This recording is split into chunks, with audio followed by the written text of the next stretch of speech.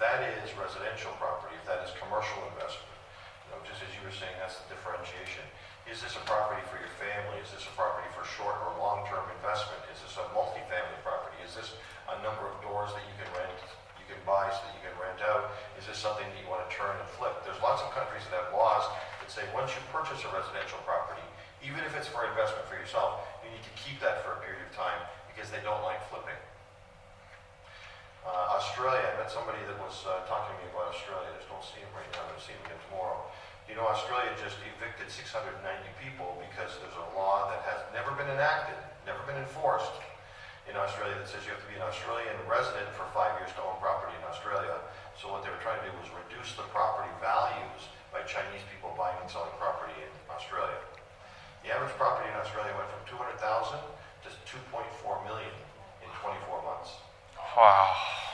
In Vancouver, the average house price in Vancouver, Canada is 1.6 million.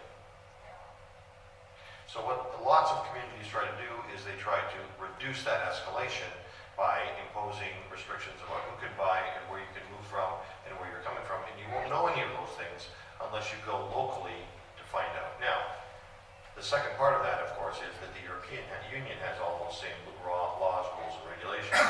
If you are in the Schengen, which means that agreement between European countries, you can move freely between European countries, and you can work, you can gain education, you have hospitalization, and you can buy and sell property. If you're outside of the Schengen agreement, you can't have any of those things. You don't have hospitalization, you don't have healthcare, you don't have residency, and you can't buy and sell property.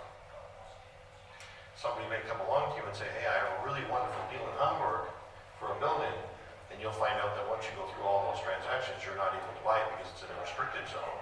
And of course now, something that we really don't have to deal with, there's 1.3